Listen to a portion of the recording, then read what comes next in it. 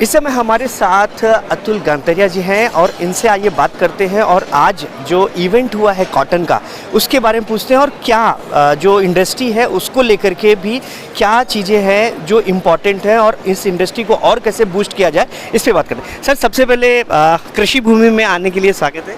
Thank you sir, मुझे ये बताइए कि इंडस्ट्री की अभी काफ़ी सारी बात हुई और बहुत सारी चीज़ें ऐसी निकली कि कहीं ना कहीं डिमोट हो रहे हैं, फार्मर्स हो रहे हैं क्योंकि सोइंग हुई है पिछले साल से कम हुई है, यील्ड को लेकर के भी काफ़ी डिफरेंस है बाकी कंट्री से। तो क्या इसको लेकर के हम आगे कुछ कर रहे हैं? जी, हमने गवर्नमेंट ऑफ इंडिया को बोला है कि हमारे को एक नई सीड की टेक्नोलॉजी देना बहुत ज़रूरी है क्योंकि फार्मर की जो इनकम है वो हर साल कम होते जा रही है और अगर फार्मर की इनकम कम होगी तो फार्मर दूसरे क्रॉप पे शिफ्ट करेगा और वही हो रहा है। जो 5 साल पहले हमारा कॉटन सोइंग का एरिया 135 लाख हेक्टर था वो आज 112 लाख हेक्टर पे आ गया। तो वो दर्शाता है 23 लाख हेक्टर कम हो गया कि फार्मर की इनकम कम हो रही है। और अगर ऐसे ही रहा तो एवरी ईयर 10-10 लाख हेक्टर कपास की सोइंग कम होती रहेगी।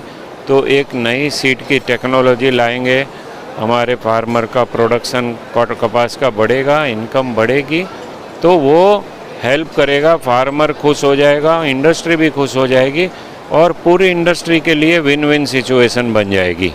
सर, जो पिछले जो एक्सपीरियंस हुए 5 साल की अगर हम बात करें और जैसे फार्मर्स है थोड़ा सा डाइवर्ट हो रहे हैं बाकी सारी जो किस्मों पे या फसलों पे, तो कहीं ना कहीं जो इंडस्ट्री का भी सेंटीमेंट है वो थोड़ा सा डिमोरलाइज हुआ है।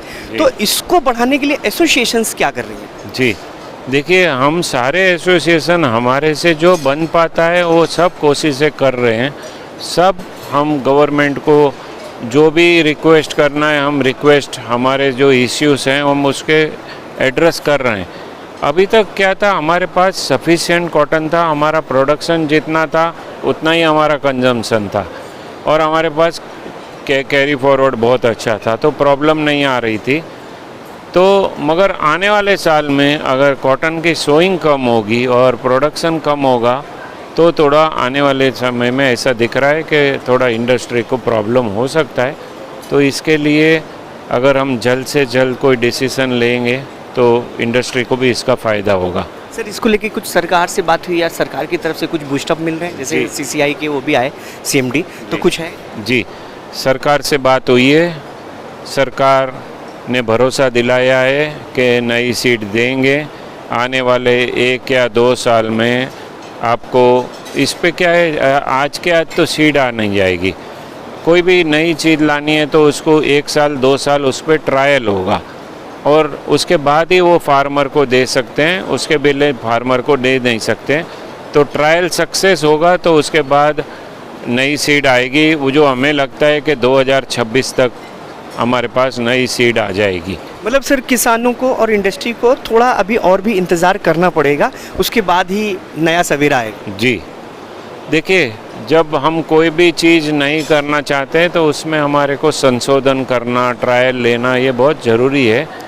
अगर हम विदाउट ट्रायल कोई सीड दे देते हैं फार्मर को और एकदम से हमारी यील्ड जो अभी है उससे भी कम हो जावे, कुछ हो जावे, तो उस पर गवर्नमेंट वो खतरा नहीं लेगी।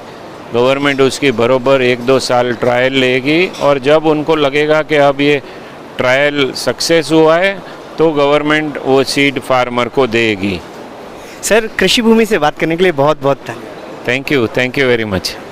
ये थे हमारे साथ अतुल गंतरिया जी, जिन्होंने बताया कि किस तरह से सरकार और एसोसिएशन काम कर रही है कॉटन के जो फार्मर्स हैं और इंडस्ट्री के लिए।